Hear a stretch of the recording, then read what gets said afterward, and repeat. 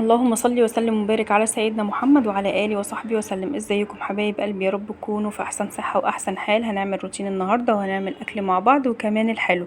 اول حاجه كده عملنا كبد وقوانص حلوه قوي بطريقتها جميله قوي. جبت البصله وطبعا سلقت القوانص عشان ما تاخدش معايا وقت، وحطيت الكبده بعد ما قطعتها بالتتبيله. طبعا حطيت البهارات فلفل اسود وملح، وكمان حطينا كمون، وطبعا لو حابين شطه حطوا شطه. وهنعمل جنبها بقى طبق سلطه كده سريعا. كل يوم طبعا بنكون زهقانين هناكل ايه وهنعمل ايه، فدي اسرع حاجه ممكن تعمليها، وكمان لو انت صاحيه متاخره.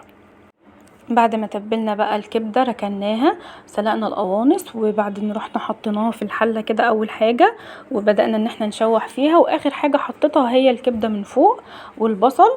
بدأت بقى ان انا اقلبهم كده. هقول لكم التتبيله اللي انا حطيتها للكبده عشان تطلع معاكي حلوه. حطيت توم باودر وبصل باودر زائد الكمون وكمان الفلفل الاسود وشويه طبعا من الملح. فصين بقى التوم كده في الاخر حطيت لهم، بعد ما قلبتهم وشوحتهم بقى الكبد والقوانص مع بعض بالبصله، شوحت بقى معاهم كده في الاخر فصين كده من التوم. وبعدها رحت حطيت فلفل حار لو انت حابه، وبعدين حطيت الفلفل الرومي العادي، قطعته كده كويس. وهنا بقى نغسل بقى مع بعض الاطباق بقى والمواعين. في حته جت قبل حته بقى معلش. زي ما انتم ما شايفين بغسل الحوض الاول علشان هبدأ ان انا اصفي عليه قبل ما اصفي على الفوطة بتاعتنا. يعني هنا بصفيهم مرتين، بحطهم هنا كده جنبي سريعا سريعا، وكمان بحط على الفوطة، ولازم تكون فوطة قطن علشان تشرب منك كل المية. زي ما انتم ما شايفين كده هبدأ الاول بالكوبايات وبعد كده بالاطباق، يعني بالترتيب كده. لو في حاجة موسخة اكتر بنسيبها شوية في الاخر. زي ما انتم ما شايفين كده ببدأ ان انا اشطف الكوبايات الاول واغسلها وبرصها كده. ده فيبا اللي انا بستخدمه حلو جدا يا جماعة، وبجد جميل قوي يا بنات. لو جربتوه مش هتعرفوا تستخدموا غيره. هو بيلمع وبينضف وريحته حلوة جدا، ما بيسيبش اثر ريحة في الكوبايات ولا في اي حاجة، وحلو يعني بينضف بجد وحلو. شوية منه بس صغيرين بيرغي وحلو جدا. يلا بقى ده روتين كده تشجيعي. لو انتي لسه وراكي اي حاجة ما عملتيهاش قومي اعمليها ونظمي وقتك. والله المستعان، الوقت بيعدي مننا بسرعة جدا ومفيش اي بركة في الوقت خالص. فبنحاول على قد ما نقدر ان احنا ننظمه وننظم يومنا ما بين طبعا اولادنا وما بين صلاتنا وما بين حياتنا، لان احنا لو ما عملناش كده الوقت هيعدي مننا ومش هنعمل فيه اي حاجة مفيدة خالص. طبعا انا بفضل ان احنا نقفل المية كل لما نيجي نعمل علشان طبعا ما نستهلكش مية كتير، وبعدين ما نسيبهاش مفتوحة كده على الفاضي. زي ما انتم ما شايفين كده. اهم حاجة تصلوا على الرسول عليه افضل الصلاة والسلام لو وصلتوا معايا لحد هنا. ولو حابين الروتينات دي قولولي وانا اعمل لكم روتينات على طول ونشجع بعض. اول حاجة ما بتقومي من النوم كده نظمي وقتك، تبدأ ان انت تصلي اهم حاجة، وبعدين تقولي الاذكار بتاعتك، وكمان تبدأي بقى تدخلي على المطبخ. هو اول حاجة انت بتدخلي عليها تحضري فطارك لو هتفطري فطار سريع، او لو هتعملي كوبايه شاي بلبن جنبها قرصه كده جنبها اي حاجه خفيفه.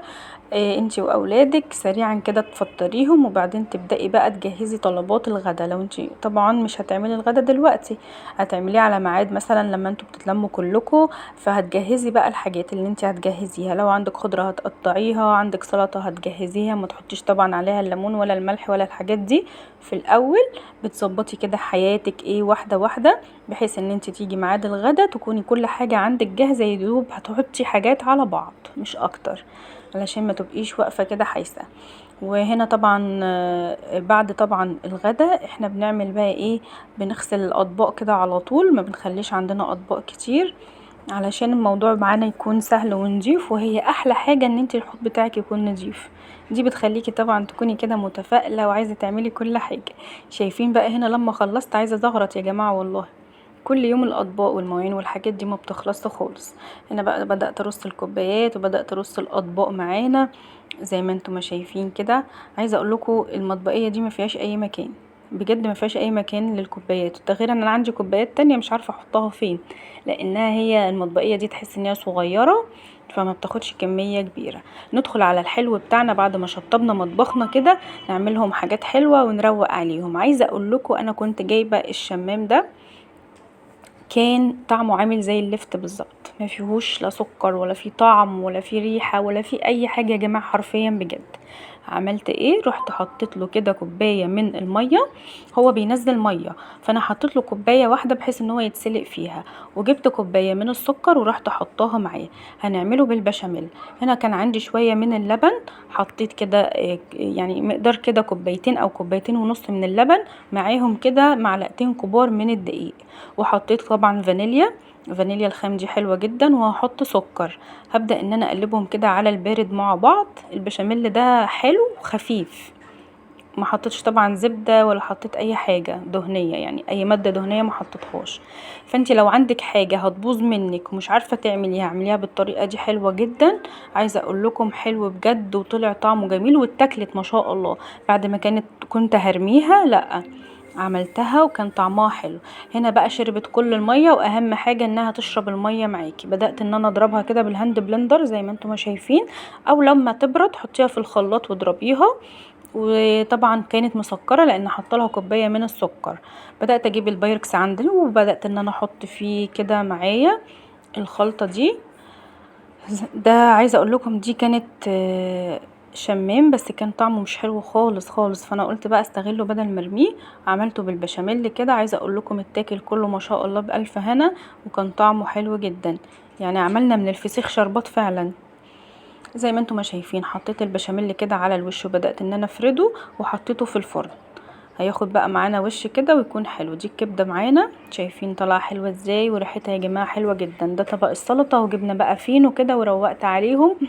فقلت بقى طالما عملنا كده غدوه خفيفه، اعمل لهم كمان حاجه حلوه كده وانا واقفه. فكله خلاص يعني خلص معايا في نفس الوقت، وما خدش معايا وقت. عقبال ما اتغدينا كان الحلو بتاعنا طلع من الفرن، حطيته في التلاجة يسقع وطلع معايا بالشكل الجميل ده. لو حابين تعرفوا الطريقه بالتفصيل هنزلها في فيديو لوحده.